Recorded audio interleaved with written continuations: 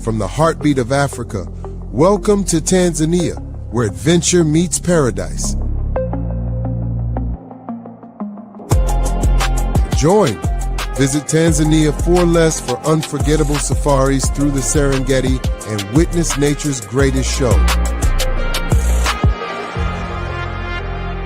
Then unwind in Zanzibar. White sands, warm smiles, and rich culture you'll never forget. More than a trip, it's a journey of connection, culture, and purpose.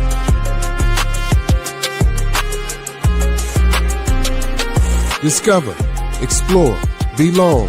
Visit TanzaniaForLess.com.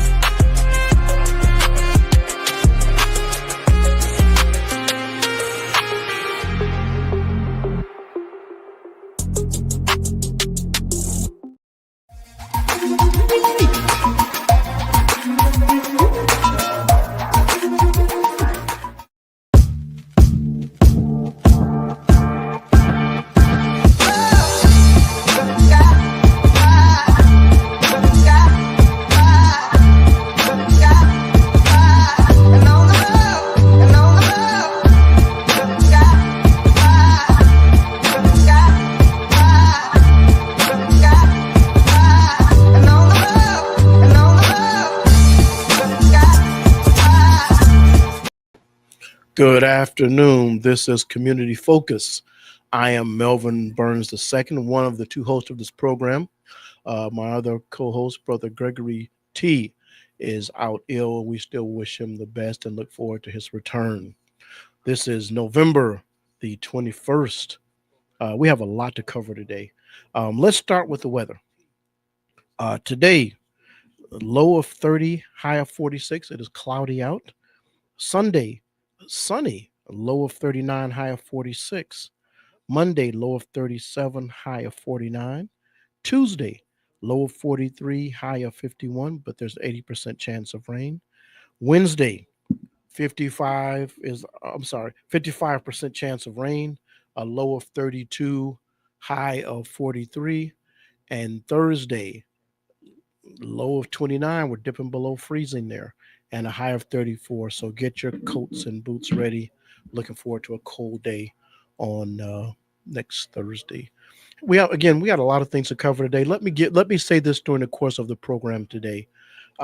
If you have a Thanksgiving event, free dinner, turkey dinner giveaway, code event, if you listen to this on Facebook, just text that in the comment section. It'll scroll across our screen. Our community is doing tremendous things, and we want to make that information available to anyone out there wants a dinner. You don't have to be in serious need. For a lot of places, just show up for the dinner. It's our chance to be a blessing to each other. So put those events in the comments. They'll scroll across the screen during the program. We'll get that information out to the community. In that same vein, there is a harvest dinner taking place as we speak from 1:30 to 4 p.m. It's Outreach Ministries. They are having a community Thanksgiving dinner and a meal and coat giveaway. That's today, 1:30 to 4:30, 224 Peck Street, the former Bed Bugs building. So there's a place there today. That's Church of the Living God. Their Outreach Ministries has a Thanksgiving dinner at 1:30 to 4 p.m. today. Also, here at WUVS 103.7 The Beat, on Tuesday, the 25th of November, we'll have a turkey and more giveaway. That'll be at 1 p.m. until we run out. That'll be at 1877 Peck Street in the parking lot of the Maze and Wright Media Center.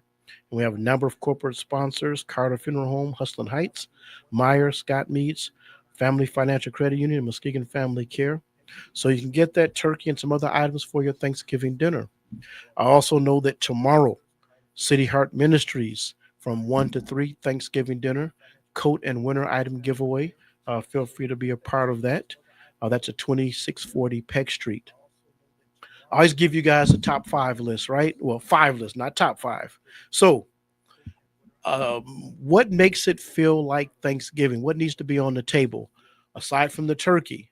I did a little research for you guys. Here are the 5 items that need to be on the table. They are: number one, dressing slash stuffing. We'll discuss that another time. Number two, mashed potatoes.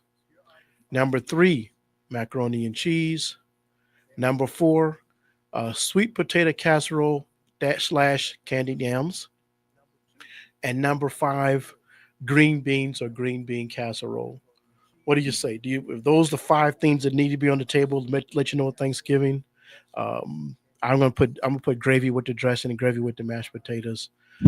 Let me know what you think. But today is Friday, and I'm starting to turn my eye and my stomach toward a nice Thanksgiving meal. All right, enough of that. Again, this is Community Focus here at 103.7 The Beat, and uh, we love informing the community. And so I'm excited about our guests on today's program. Will you join me and welcome me to the program for the first time from Trinity Health, Michelle Lalick? And I hope I pronounced your last name correctly. It went out, so I will say yes, it was Uh, perfect. pronounce your last name for me. Lalick. Okay, I did say it. Yeah, Michelle Lalick, welcome to the program. thank you. Good. I'm so glad to have you with us. Tell folks a little bit about you and what you do at Trinity Health. So, I am a registered nurse and a certified diabetes care and education specialist. And I'm located in the Grand Rapids Trinity Health Organization, but we are in specifically a diabetes education program.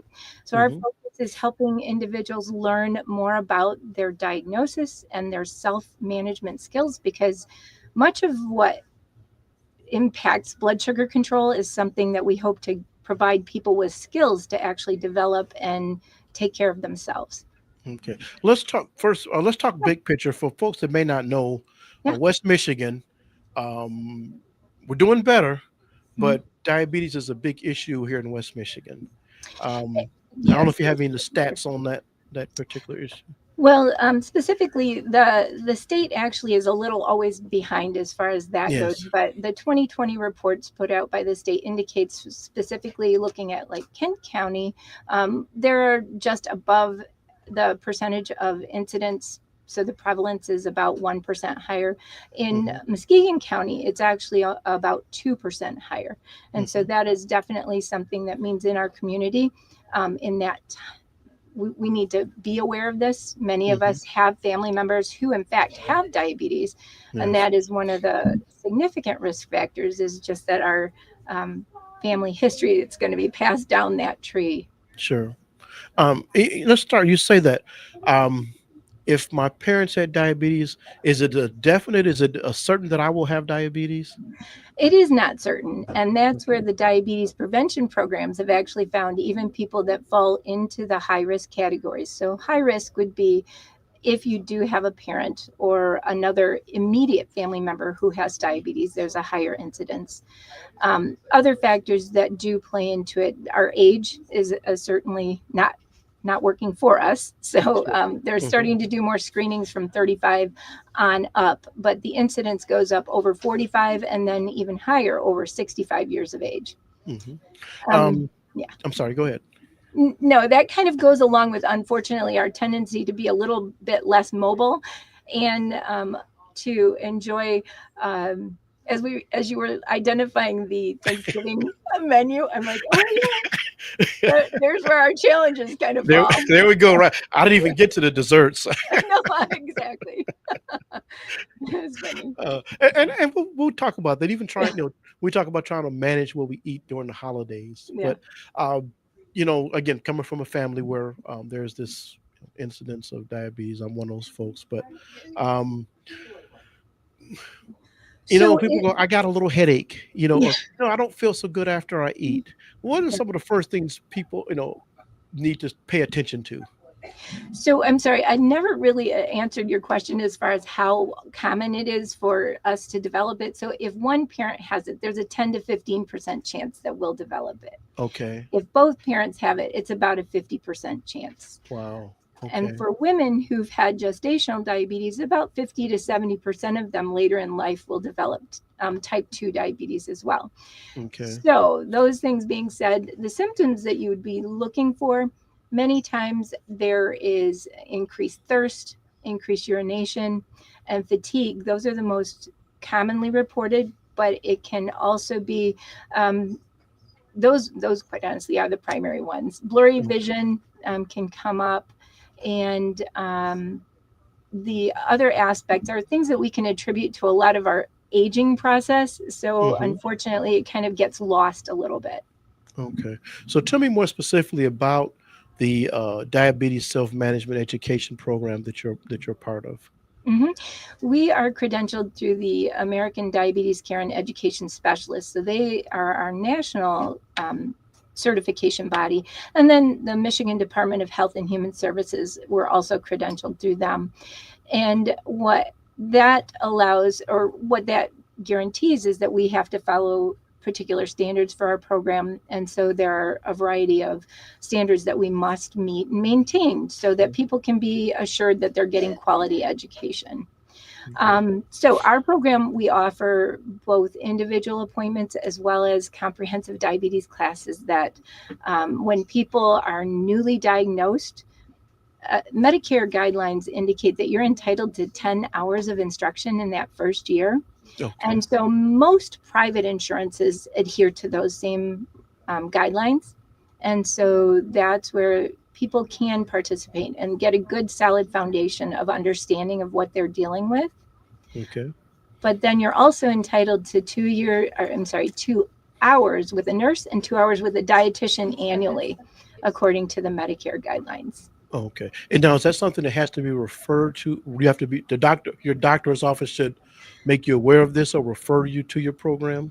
So a referral is necessary, but if we have people reach out to us, we're happy to facilitate that, reaching out to the primary care offices and just letting them know that the person has contacted us and would appreciate that referral.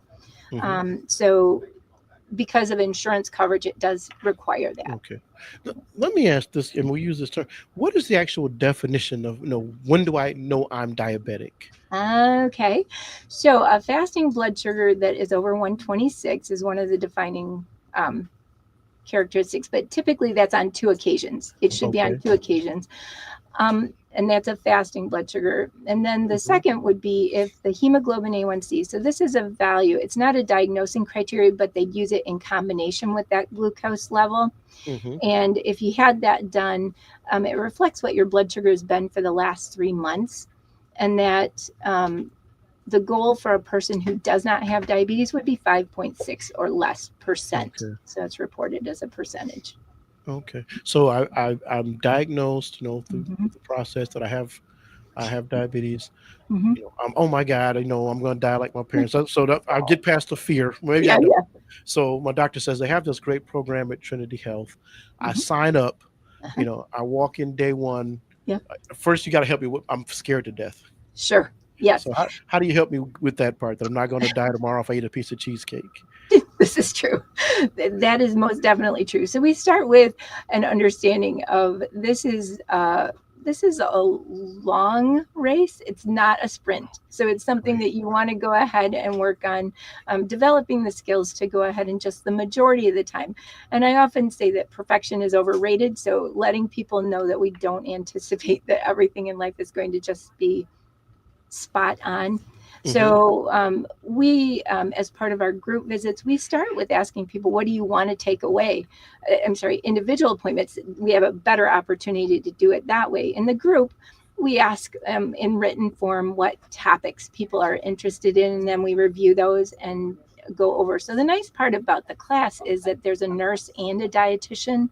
So many times meal planning is part of the question. Okay. So we go over defining the diagnosis, how you could determine if you truly have, because many times there's an element of hope as well as potentially denial that it's not real. Okay. It's not Oh, real.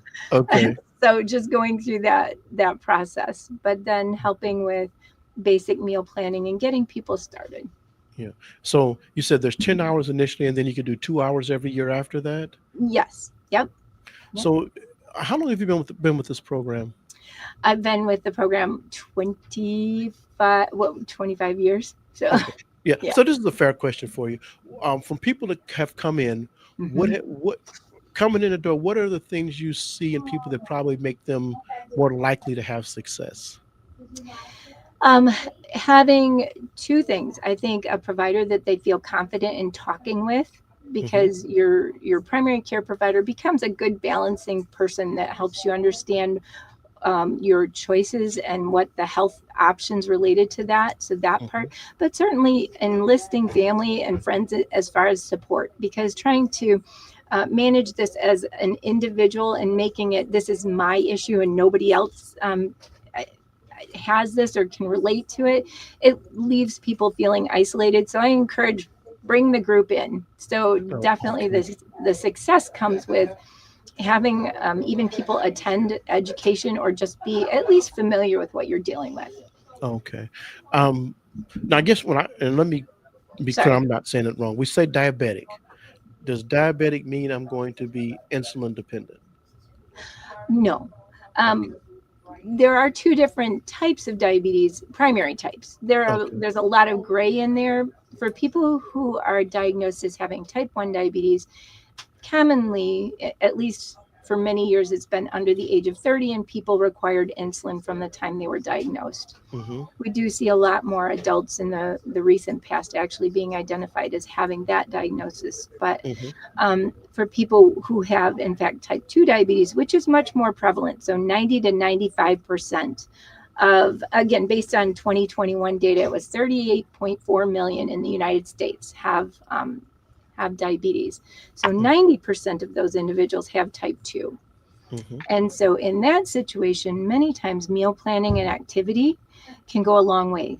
Okay. Many people can go years with managing it that way. But I also caution people, don't compare to your neighbor, or don't don't let yourself become distressed, because we're all unique in our own body, and it's Hmm. what the body can or cannot do for us, and quite honestly where we're at individually, right? Some people can embrace exercise very readily, and other people it's a challenge. Hmm. Or the meal plan is also another area that can be something that is a struggle. So Okay.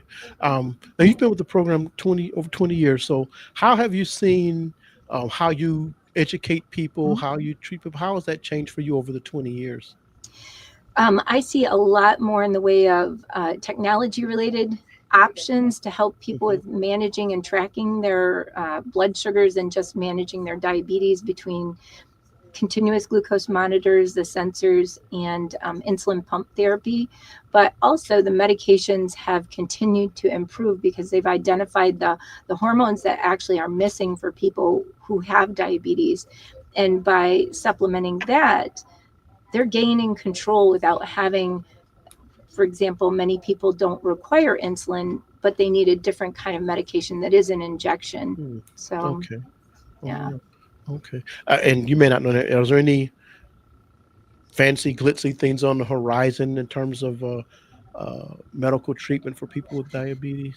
So they continue to refine. So people have usually heard about the GLP-1s, the agents that have been used both for weight loss as well as Sure. blood glucose management.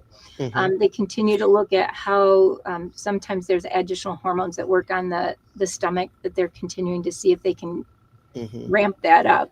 Uh-huh. As far as glitzy, a lot of the things come in the form of technology and insulin Sure. pumps. So those things are, they continue to update. And I think the nice part, if people do transition to needing help with an insulin pump or Hmm. multiple daily injections, the fact that the sensors can talk to the insulin pump is really amazing.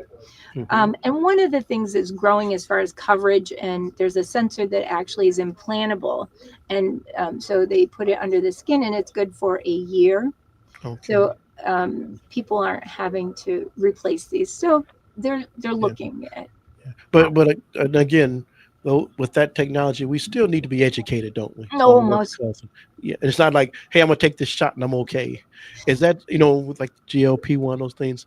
Is that sort of a issue having where people think maybe this will cure me and I don't have to still do the education piece? Oh, yeah. I mean, it's all, we all hope that we can find maybe a quick end around, Yeah, it happen sure. fast. Uh, Yeah.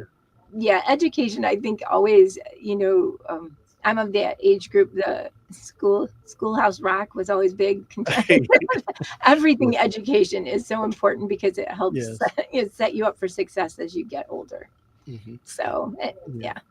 What when I we talked about the changes over the 20 years, are you seeing younger people in your education classes?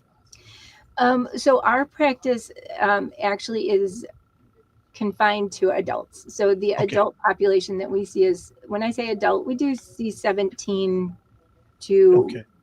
over.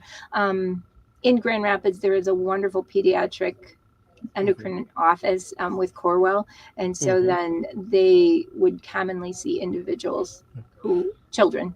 Yeah. How about in that adult age group? Have you noticed any particular changes among age groups? So we have to do annual statistics and evaluate this, and Hmm. there's I think it's remained relatively constant, but what Mm. we're seeing is the 45 to about 65, there's a growing number. And that's why they've also pushed a little bit earlier recommendations for evaluating for the presence of this. Hmm. Beyond that, it is still relatively similar as far as the Okay. onset or those at risk. Okay. What is some of the feedback you get from people once they've maybe completed the 10 hours? Uh-huh. I know Trini, it's about research, it's about feedback, Yeah, which yeah, is yeah. important. But yeah, so what's some of the feedback you get from people who have taken advantage of the program? So, first, there are many people who have had it for a long time but didn't realize this was an option for them. And they come back and we do a class evaluation and they'll say, I didn't know that I didn't know that. And I think many times that's one of the biggest things. They didn't understand or didn't have that information. Um, I think we all, as learners, we take away the things that are important at that minute, Yes.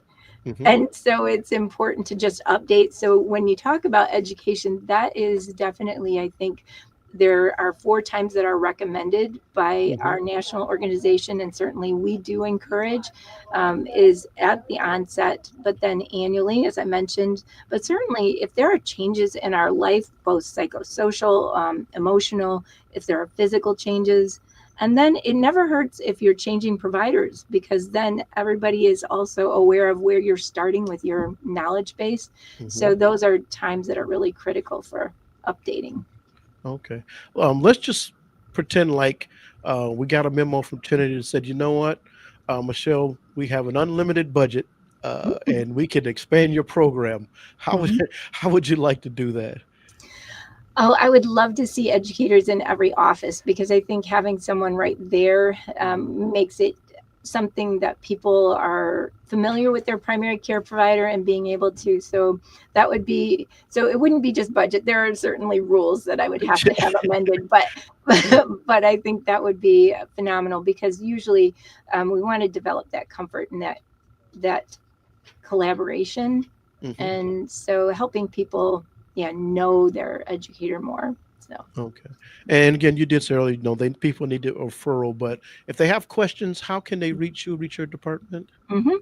So the main office number is 616-685-3098, but as the program coordinator, people can leave me a voicemail, and so my direct number is 616-685-5006, and I'm happy to go ahead and follow up. We do on our website have that contact information if people prefer to look it up that way. And I do, we have our collaborative, and I apologize, when I was changing rooms, Oh, I know that the Muskegon, I jotted down their number, but it's in the other room. okay. But Muskegon does have a diabetes education program as well, and Hmm. so just reaching out to them to see about getting support, call Hmm. them definitely. Yeah. Yeah. We know we talk about the diet, Yeah. changing what we eat, working on what we eat, getting mobile, getting active. Are there some other barriers that typically we have to work on overcoming when we once we're diagnosed with diabetes? I think because many people with type 2 diabetes, actually, we have the opportunity to have gone through, we're adults. We know what we like and what we don't. So it's changing our mindset related to this, and, Uh-huh. finding a balance between Mm. again, what we're feeling we can work on, and not striving on small steps. I think that is the other part. We all have heard that, little steps lead to big successes, and we have to start somewhere. So I think it's getting to that launching point many times is the challenge for people, to just go ahead and get moving. Sure. Let me ask you, just personal, but what's the most rewarding part of your work there at Trinity? I love when people go away feeling like they come in with that new diagnosis, that fear that you had mentioned, and being able to go away feeling like, okay, I have a plan. I think many times when we don't have an action or something that we can grab onto and again get started. So part of any diabetes education, I love when people because we follow up with them in about 3 months and ask how they are doing, so we get the feedback of what is working, what isn't working, do you need some additional support. So creating a working relationship, it's not just one and done, is trying to make sure. So I appreciate that people feel like they can reach out to us and have that ongoing conversation. That's great. Michelle, it's been great talking with you. We got to start a little bit late, but Okay. we got about a minute left. Tell people again, kind of encapsulate the program, give a pitch for it, and educate people if they're going to their doctor and they don't get referral, how Mm-hmm. they can get to you. Yep. So comprehensive classes are an option. We have 3 days, 3 in a row. We have for morning, afternoon, or evening options. We have 4-week sessions, so some people prefer to come weekly for that. So that's another option. Individual appointments can be arranged, and certainly we do telehealth visits as well. So it would just require, again, that referral from the primary care provider. But helping you establish your own self-care activities and develop the skills. So very valuable. Yeah. People have Are, found they save money yeah. by doing this. Is it individual, or are you in a group with other folks when you do the program? We have both options. Okay. So we have a group class that we try and schedule up to 15 people, or it can be one-on-one. Okay, great. Michelle, thank you again so much for joining us. We appreciate it. You have an invitation to come back and join us anytime. Wonderful. Thank you so much. You enjoy your holiday. All right. Thank you. You do the same. Thanks. All right, folks. Just good information. Again, don't freak out when you get that diagnosis. You may be diabetic. There's a lot of options available to you. So hopefully you've gained something from that interview. We're going to take a break, and we'll be back with our next guest. When smoking gives you COPD, you learn to lie a little bit. You make up excuses like, I have to get my keys. You guys go on. Anything so you can walk at your own pace. I used to do that all the time. Those lies don't work anymore. My tip is, the worst lies are the lies you tell yourself. Like smoking isn't that dangerous. You can quit. For free help, visit cdc.gov/tips. As an Olympic athlete, I prepare for everything. So when I became pregnant, I thought I was ready. But at 32 weeks, I was diagnosed with severe preeclampsia and had an emergency C-section. Looking back, had I known the warning signs, I would have talked to my doctor sooner. Too many women die of pregnancy-related complications, and most are preventable. If you or someone you know is pregnant or recently had a baby, learn the warning signs. It could help save her life. Hear her. All right. Welcome back to our program. Will you join me in welcoming to our program our next guest, my friend, my brother. We call him the Professor, David Takitaki. Hello, hello. Thank you, Brother Burns. Professor, how are you doing? I am well. It's a wonderful and kind of fall, semi-winter sunny day up here along the Muskegon River, and I'm just enjoying the view out my window. How about yourself? I'm doing well. I try to not get into the gloomy weather. We got a couple of months ahead of us. Indeed. Before I go any further, let me again offer you condolences. I shot you a little message over Facebook, but with the holidays coming up, it's No, thank you so much. And it's always appreciated to hear it from you. And my father was a really neat guy. His passing was not unexpected, though was relatively sudden. We've had a chance to go up to Sacramento. You wrote a very nice tribute to him that I had a chance to read as well. Thank you so much. Yeah. So, we get on here, we talk about government and politics. What's Mhm. new? Quite a bit, actually. Is it, and I was in 80 to 87. I'm in undergrad, government Mhm. administration. Wow. Yeah, yeah. All I can say is wow. Yeah. So when I'm talking with my students about what's kind of happening around us right now, one of the things that I point out over and over again is that what we're seeing broadly, because there's lots of little things we'll talk about, but what we're seeing broadly is when you have a system of informal norms that is essentially collapsing. Yes.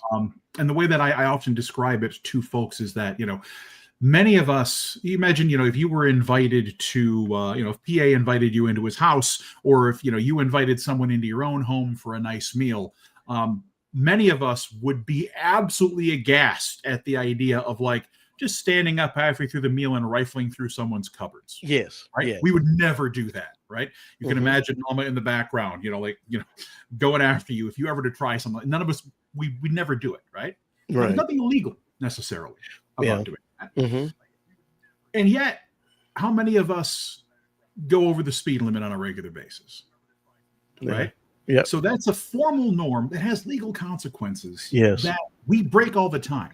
Sure. But the informal norm of just, looking in someone's cupboard, randomly uninvited as a guest in their home, we would never do. Yeah. So a tremendous amount of our political system for years has been based on a system of informal norms. Things that you just didn't do. And as a result of that, we don't have a lot of laws sometimes that prevent that behavior if someone is actually bold enough to do it. Yeah. Yeah. And I guess some people maybe appreciate the boldness that we're experiencing. Let's talk about the shutdown. 30 plus days. I hate to call even the shutdown. Let's call it a somewhat shutdown, slowdown. Sure. But looking back at that, how do we look at that and analyze that? Talk about what was gained or not gained. Right. So the shutdown is, the result of the failure of the government to pass a budget resolution that essentially funds the government moving forward. One of the constitutional powers in Article 1 gives Congress, the legislature, the ability to essentially control the purse strings. Now, that's one of those norms being challenged. We can talk about that later. But the idea is that without the explicit authorization of Congress, the money stops. And if the money stops, then the organizations, they can't just keep operating. They can't pay their bills.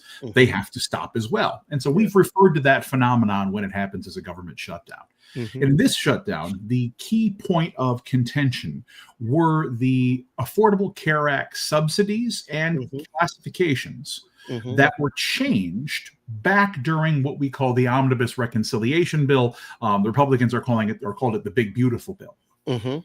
They used a variety of kind of procedural workarounds to make massive policy changes in that reconciliation bill, because the reconciliation bill did not require an actual supermajority, a 60-vote majority for cloture in the Senate.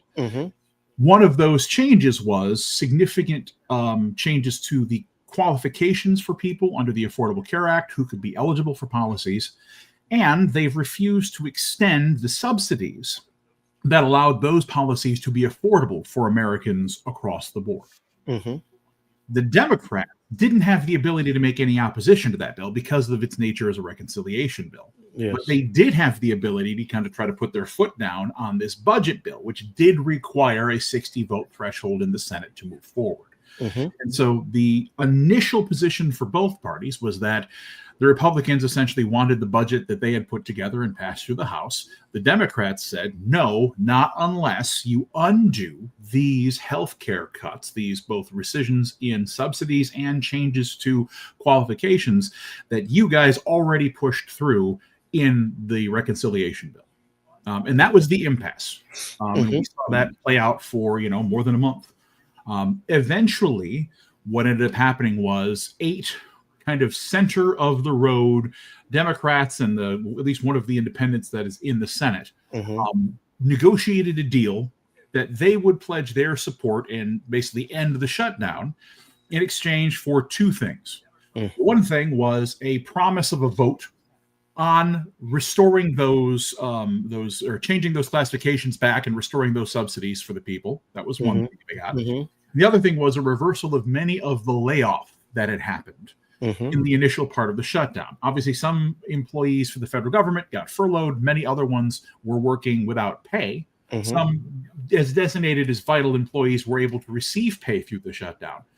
But the Trump administration used that opportunity to also engage in some pretty widespread layoffs that would be permanent and would transcend the shutdown. Yeah. Part of the deal to reopen the government was that those layoffs wouldn't happen. And so that gives you a snapshot of kind of what happened. Who won, who lost? I think the short answer is the American people who require both those classifications and subsidies, they're the first losers. Yes. Because folks are now beginning to see notifications, not only perhaps the plan they were on previously can't accept them anymore, or the plan they were on is being discontinued because of those changes in qualification status, or perhaps they're seeing the idea that come the first of the year, their premiums will go up significantly. Yeah. So for some folks, it's a order of magnitude increase in the amount that they will be expected to pay for their health care. Yes. And many folks simply can't afford that. So I would say they're kind of the first losers. That promise that they made, I'm reading articles today. Is there any assurance that the Republicans will hold up to their end of, you hear the speaker say it won't happen. And the president says he won't sign anything. This thing's a subsidy. So my thought is that the vote will occur. Even at this kind of late date and with all of the contentious partisan politics, refusing to honor a promise made as a part of a negotiation in the legislature would be pretty disastrous for any future cooperation.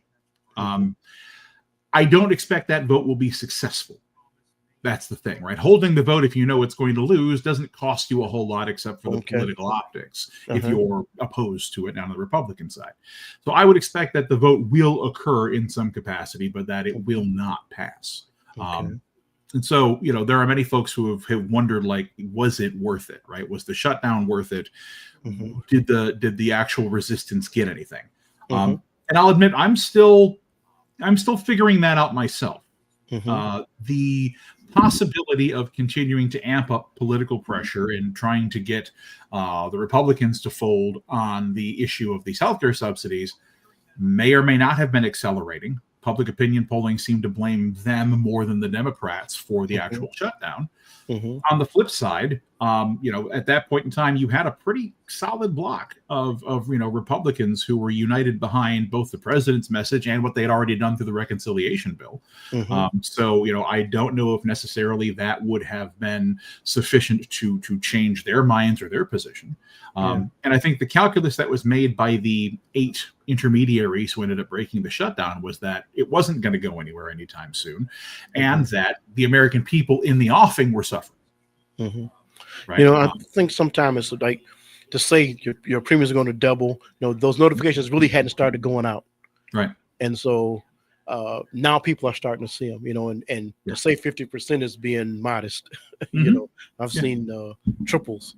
Some of them are exponentially more. Right? Yeah, and so to say what may happen has a lot less impetus than once people start getting to saying, "Oh, wait a minute, this is now December. This is crazy." And so maybe what we may not see that energy and pressure till January. Right. And it may be the case that there were a lot of things that were coming apart at the seams at the shutdown that were just beginning to hit. We were traveling back from my father's funeral in Sacramento, and we were flying on a Thursday.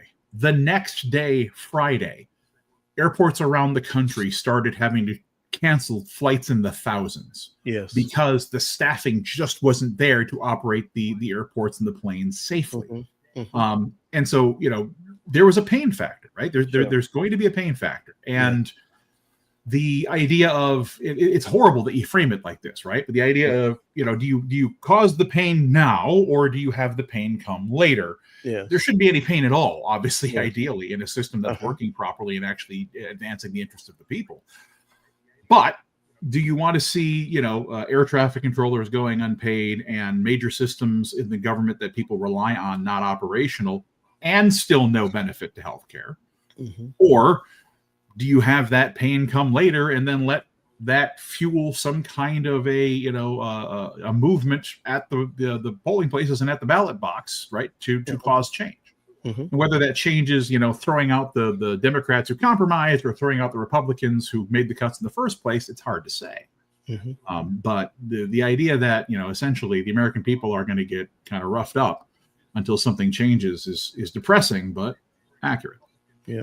So we got the healthcare subsidies over here. What's the next, maybe not this section of Congress, what's the next big legislative battle we can expect to see in the Congress? So right now, one of the big things brewing is whether or not there's going to be some kind of congressional action regarding the military strikes the Trump administration is carrying out on boats or in and around South and Central America. That is maybe one of the biggest issues in terms of both legality and constitutionality that we have seen come from any presidency in my lifetime.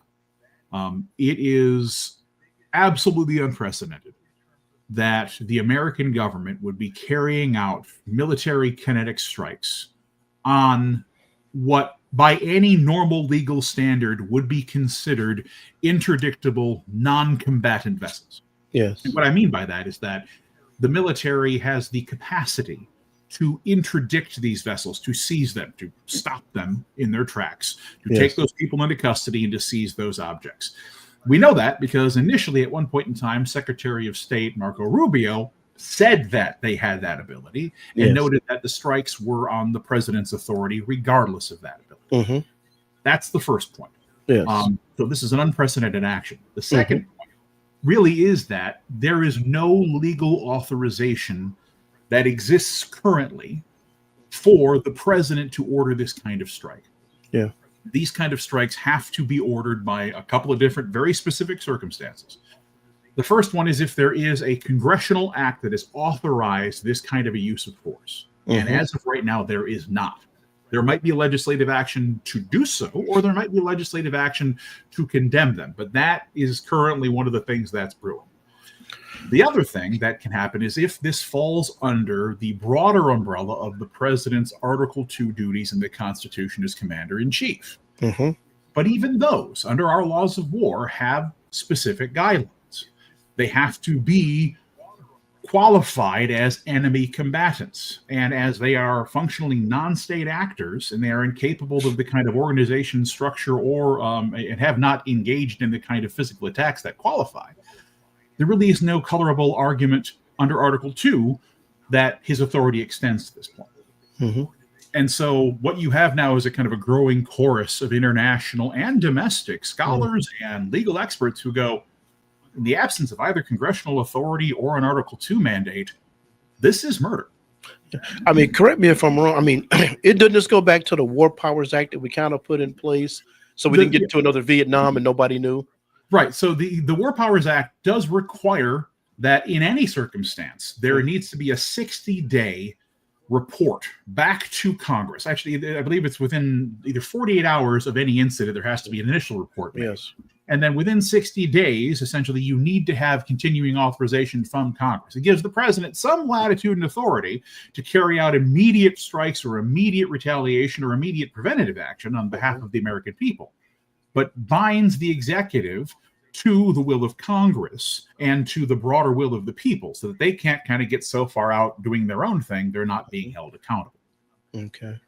That is what the War Powers Act would dictate. We're now past the 60-day window. That would otherwise require them to go back to Congress to receive full authorization. And the argument being put forward by the Trump administration is that that's unnecessary. They believe this does fall under the president's Article 2 abilities because the president has essentially deemed them to be enemy combatants.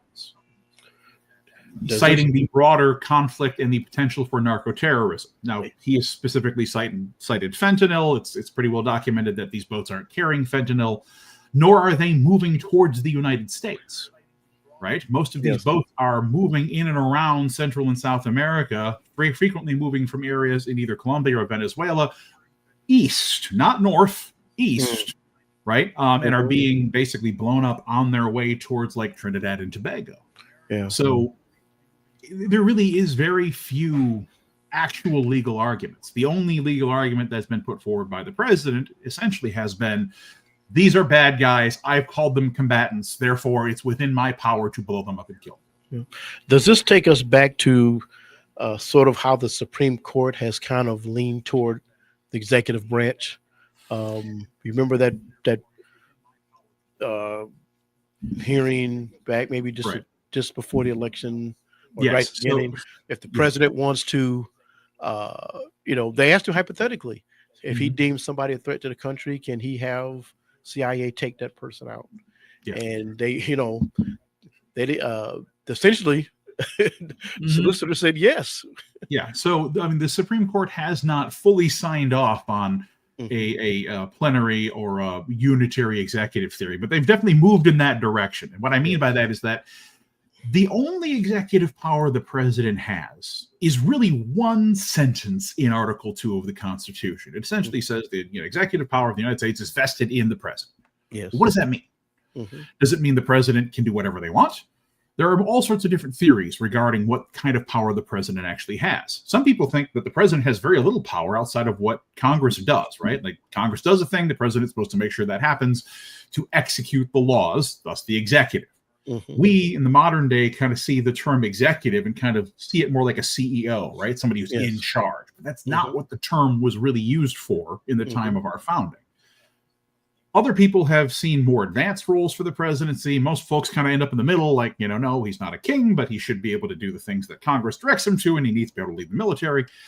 But some members of the Supreme Court and many members of the Trump cabinet, and some even more in the Republican Party, have moved towards what they're calling a unitary executive, what one scholar actually refers to as a royal residuum. The idea that, no, the president's power is close to absolute. Wow.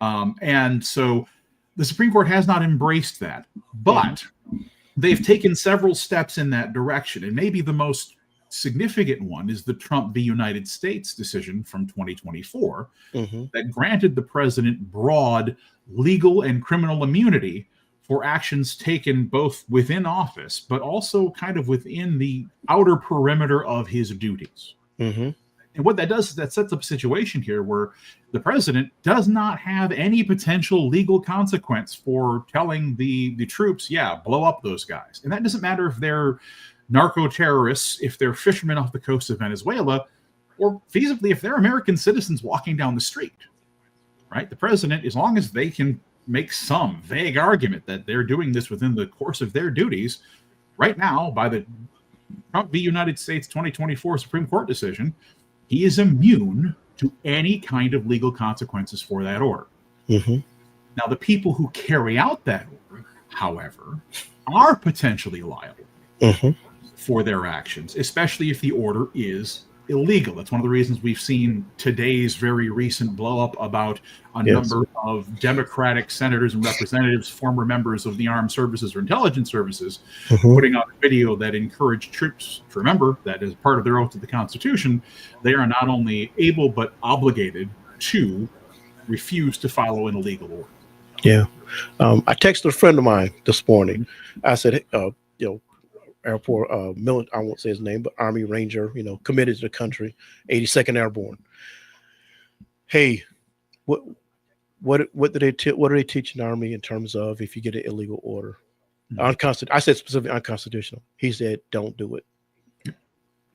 I said, that is absolutely what they're taught. That's what they should be taught. I mean, it is a proud history of service amongst all of our uniformed services that, they don't swear an order or don't swear to their command staff.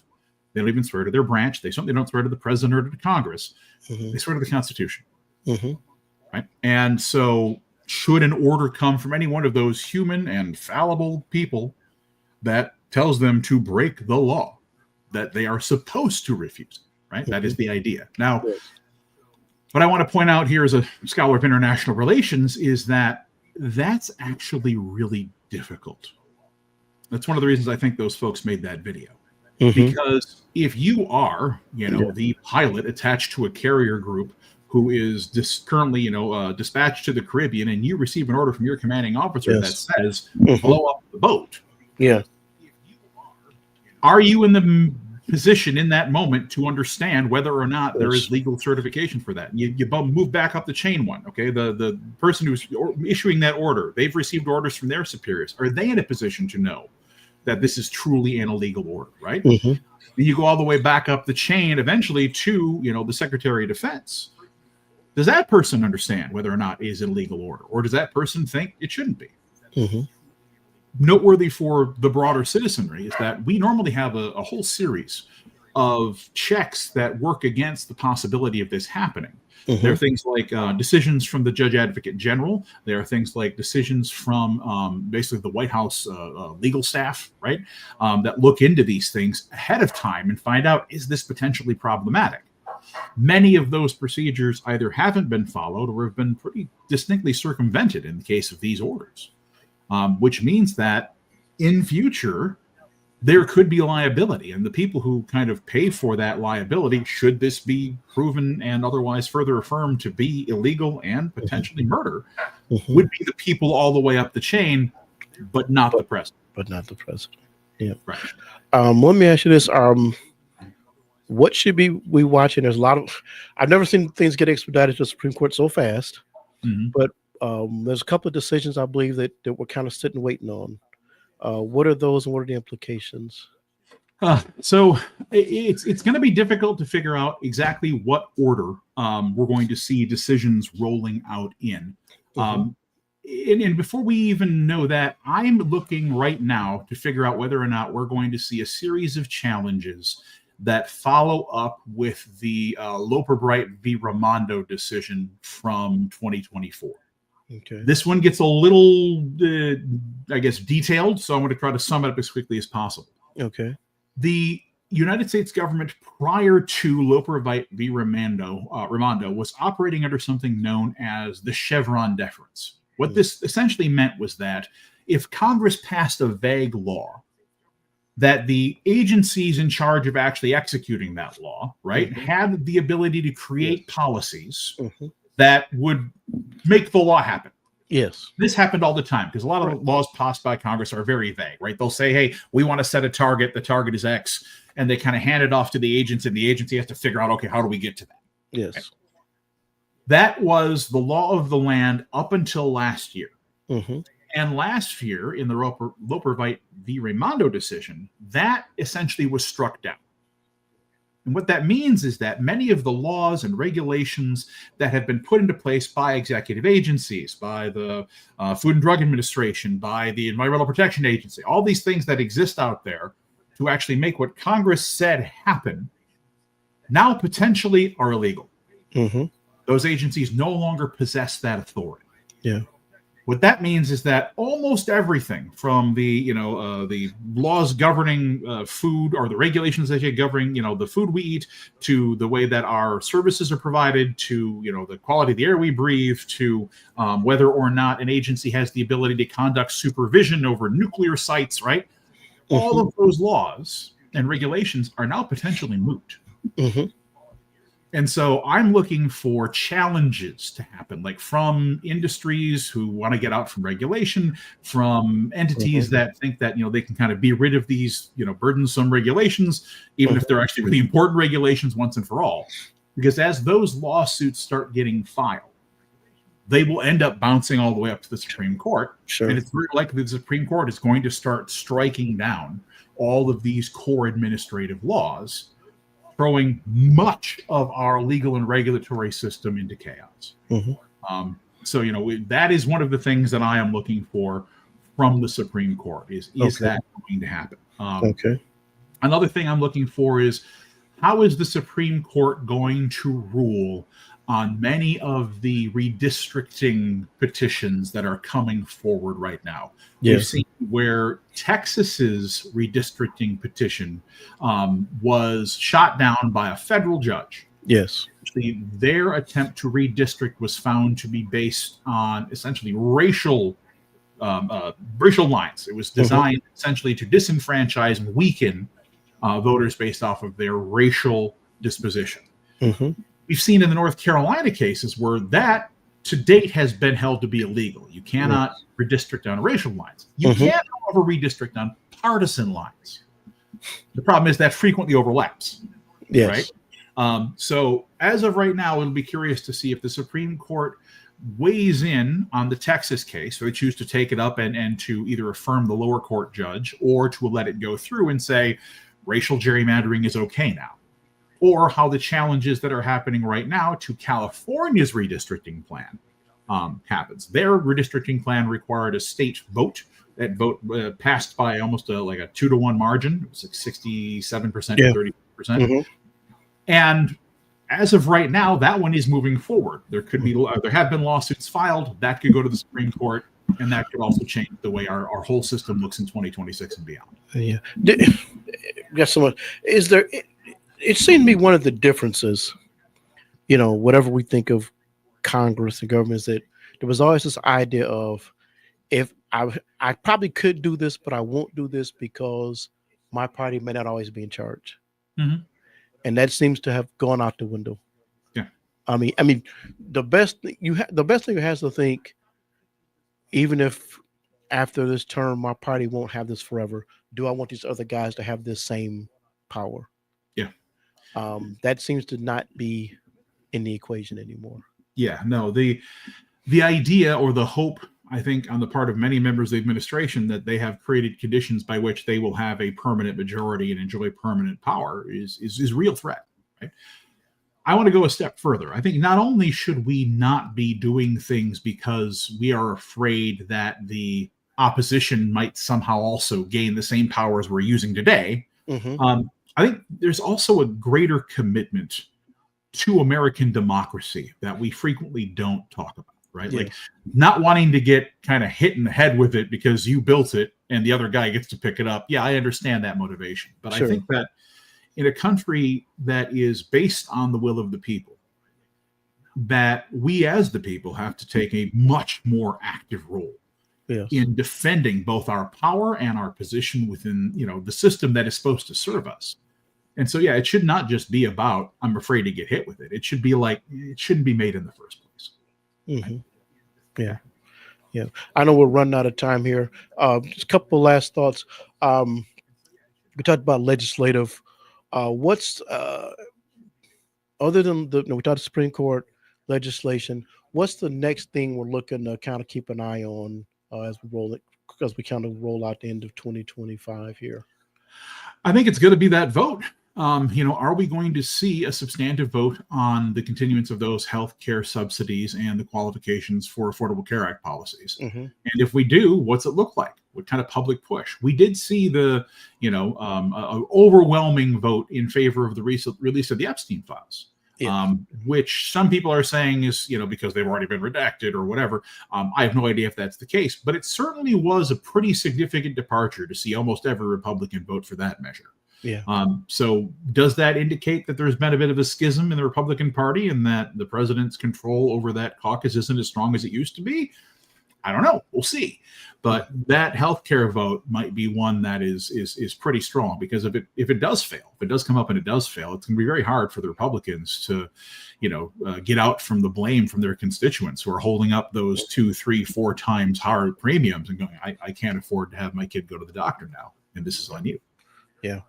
We got a wild year next year. We got mid-year elections, federal. Mm-hmm. Yep.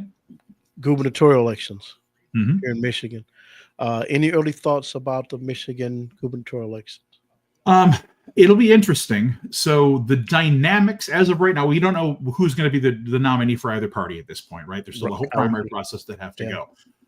But we are dealing with a midterm election with who is right now a historically unpopular president. Midterm elections do tend to swing towards the party that is out of power.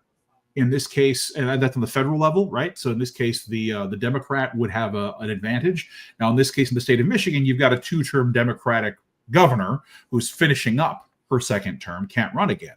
Mm-hmm. That dynamic would normally favor the challenger from the opposite party, right? A Republican after 2 terms. Mm-hmm. Those two forces will clash pretty strongly. But as of right now, if I had to kind of look at the tea leaves, it seems like the national forces are stronger than the local forces, which would favor a Democratic challenger in the eventual general competition. Obviously, it depends on who those candidates are, but as of right now, the overall trend would seem to be towards the Democratic candidate, especially after the November elections this year, in which the Democrats basically swept every race they ran in across the country. Yeah. And I always like to close with this. For people that want to be responsible consumers of news and information, tell them some places to go get. There's no such thing as unbiased. Everybody has some kind of a bias. Trust some places that people go get good information and good analysis of legislation, political news. Sure. 3 quick points. Point 1, always presume that any media outlet that you're operating with is in fact a for-profit agency unless you can prove otherwise. Right. They're going to be trying to sell a product. They're trying to sell ads. They're trying to get clicks and eyeballs. That's how they make their money. So there's always take that as a grain of salt anytime you're absorbing news. Second, diversify your sources. There is no one authoritative source.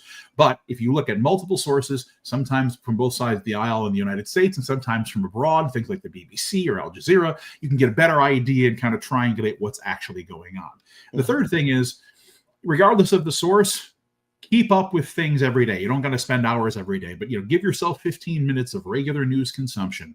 Not only are you going to start being able to kind of tell when a story is becoming unfairly biased in one direction or another, but you're going to be able to understand the issues better if you're constantly kind of absorbing that information, as opposed to trying to, jump in and spend an hour and get confused and then ignore it for 2 weeks. Things will be very different 2 weeks later, and it'll be hard to keep that thread together.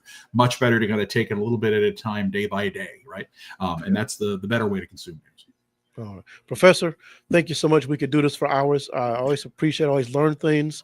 I always enjoy having conversations with you, my friend. Take care. Enjoy your holidays. All right. You do the same. Yeah. All right. Happy Thanksgiving to everybody. Thank you.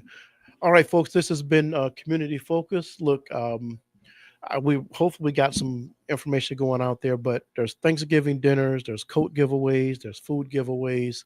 It's not just a time to receive, but it's a tremendous time to just show gratitude for the blessings we have. We talk about politics and things going on in the world, but take a minute to find some things to be thankful for. At our family table Thanksgiving, we always go around. My dad started this years ago, and we say what we're thankful for. Even if I was 4 or 5, had to find something to be thankful for. But let's find some reasons to be gratitude, be thankful. Try to find a way to be a blessing to other people. I think that's one of the things that makes us a great community here in Muskegon. All right. This has been Community Focus. Brother Gregory T. Get well. We'll see you folks next week. The wait is over. The all-new Umoja Radio Network, home to over 40 Black-owned radio stations and podcasts, is here for you. Connect to the world's fastest-growing collection of unapologetically Black and proud media, from podcasts to independent Black-owned radio stations, and access to the important news and music you need. Umoja Radio is from our culture, by our culture, for our culture. The all-new Umoja Radio is available right now on Google Play and the Apple Store. Join the movement. Be empowered.